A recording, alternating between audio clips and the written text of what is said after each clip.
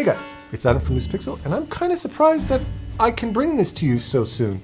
The Last of Us Part 2, which is French for 2, for those of you who are uncultured.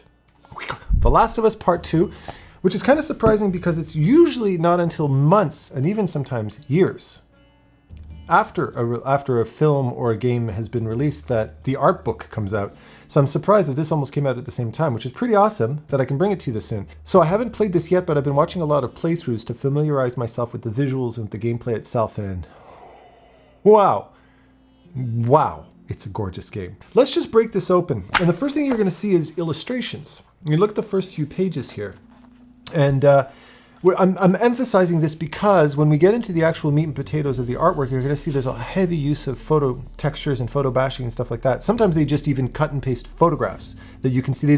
They do so in a very unapologetic way, yet integrate that artistically into the piece. It's a very good example of photo bashing.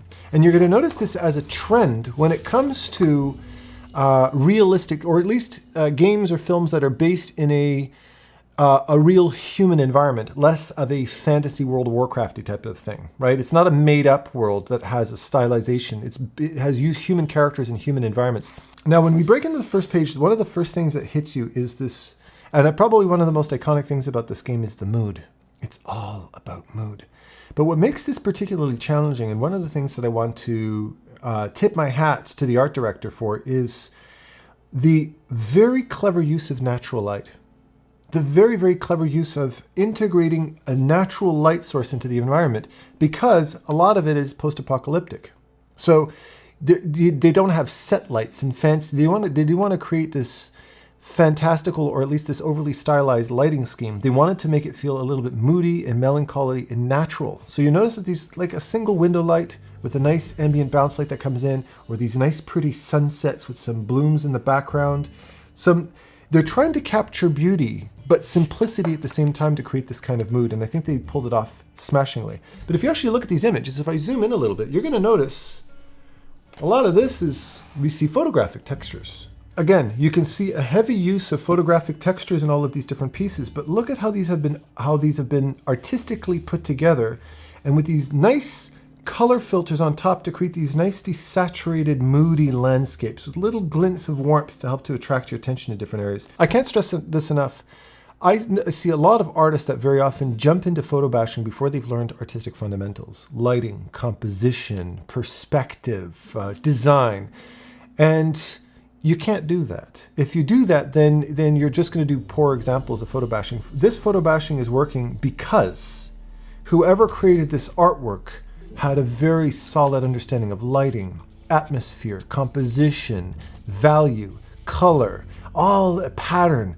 All of these different things are coming into play here to create this beautiful artistry. Even here, we have a little bit of a cartoon line kind of sketch over to give it more of kind of a cinematic feel to it. But you can see how this is playing very nicely into the whole scheme of things. Now you can see here when we get into the designs for Abby and a lot of the different characters, Tommy and Joel, Owen and Mel, you can see that there's a little bit of illustration going on here, but by the looks of it, a lot of this has been painted over photography, just based on the overly accurate lighting and pose. So you can tell that these are definitely taken from reference.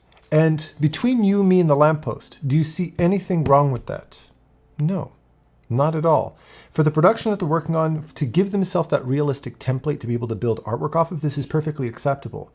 Albeit, the designer is still putting in the effort with the design. You can see all these different costumes and these different poses and these different color schemes, skin tones and stuff like that. All of that has been accomplished by the artist. Now, from a mood perspective, notice how we've gone from a very cold palette to a couple of warm shots.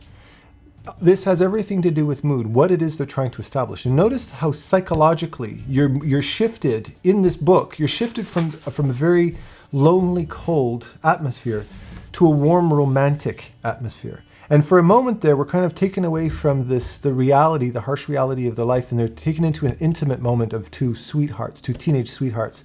And look at the use of warm tones in this piece in comparison. Now, since we're not dealing with warmer tones in this shot, look at how the use of texture and composition has been used to create intimacy.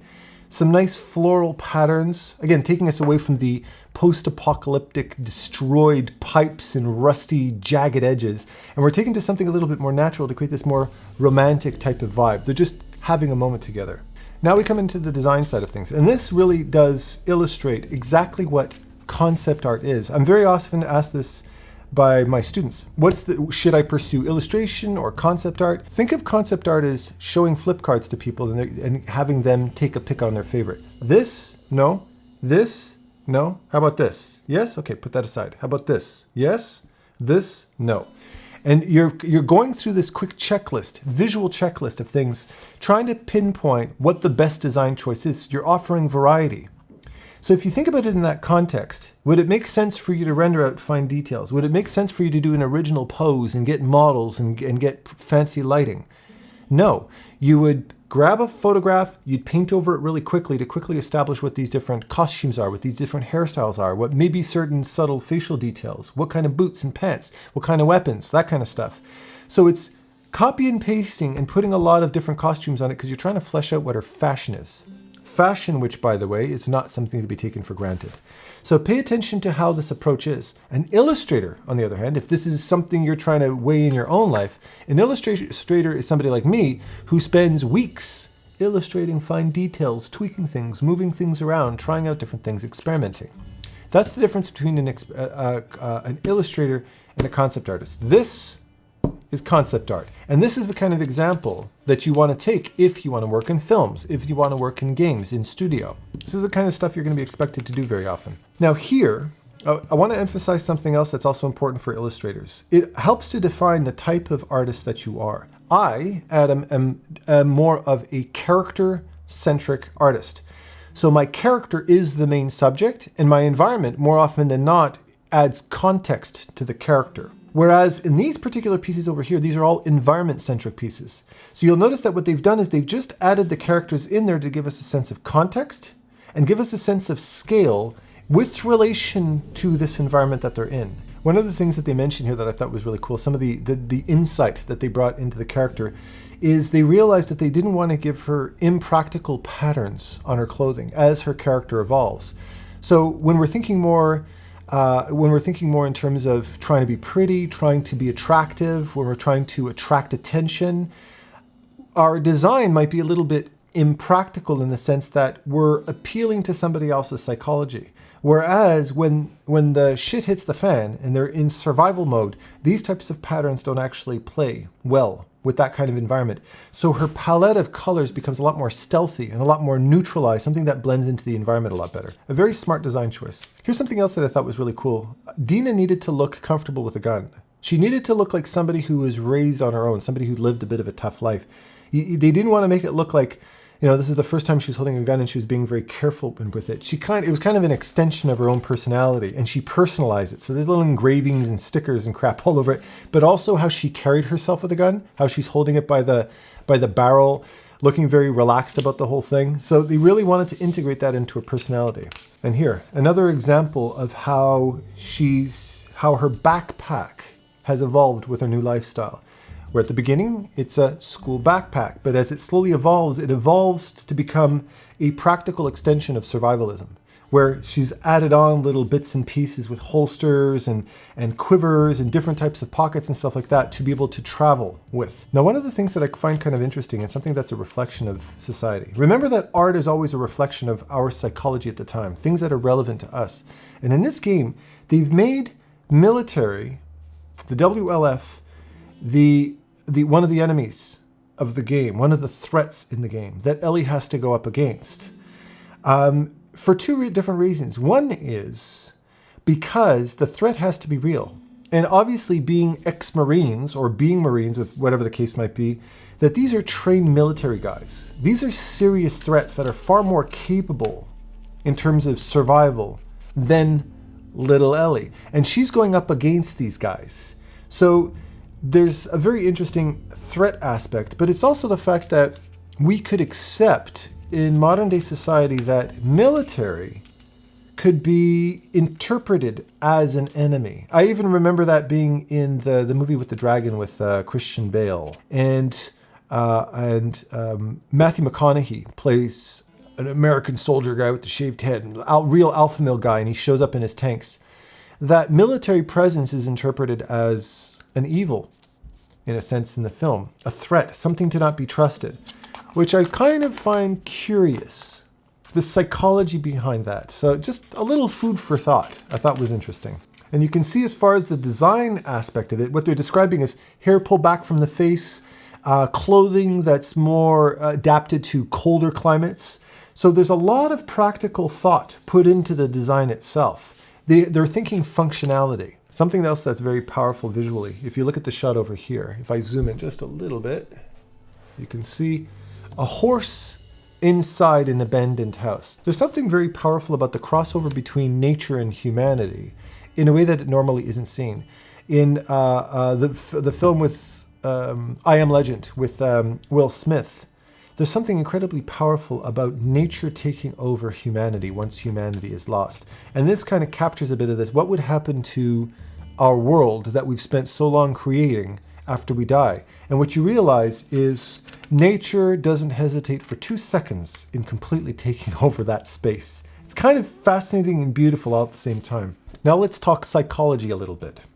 Notice these different creatures, or at least this shambler. They were trying to come up with the idea for the shambler creature.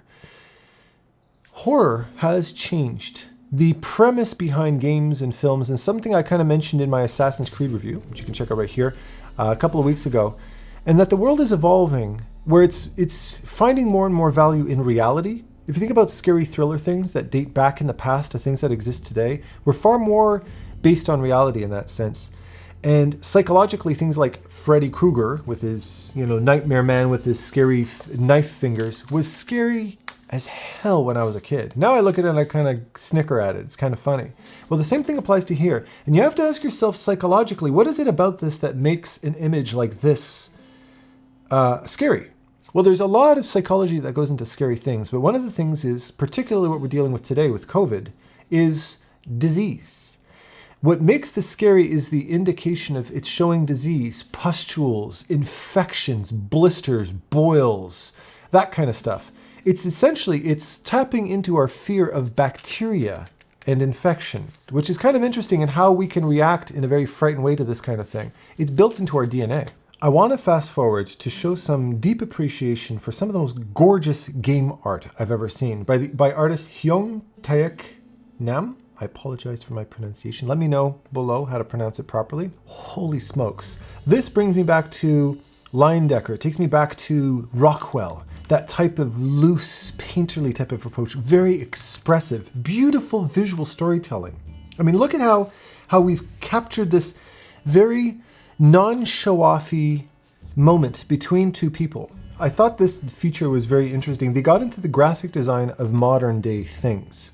If you check out my review for Big Hero 6, which you can check out right here, how they explored graphic design in different films, so that background elements captured a certain type of mood, a certain type of landscape, such as San Francisco or Tokyo/San Francisco. And they've done so again here because they're rooting this game in a familiar today type of setting. And notice how seeing iconic things like Starbucks or Diablos or Columbia Union Bank or different types of graphic designs like that juxtaposed against a post-apocalyptic environment makes it all the more credible and all the more believable. And I'm going to stop on that because I think that to me is the real takeaway from this book, something that I really love about this piece and what makes it such a beautiful game. Nobody can deny that this is an absolute visual masterpiece. I can't stress enough yet again how I believe future-thinking artists, future-thinking creators are the ones that are setting the trend moving forward. If we think of a game like Death Stranding, for instance, Kojima created a game that I believe is a little bit ahead of the times in terms of gameplay, where he created a game that is bringing the tempo of real life into a game, even more so than we already have, playing with the tempo and the speed of real life. We're used to seeing life in time-lapse. We're used to seeing life stylized.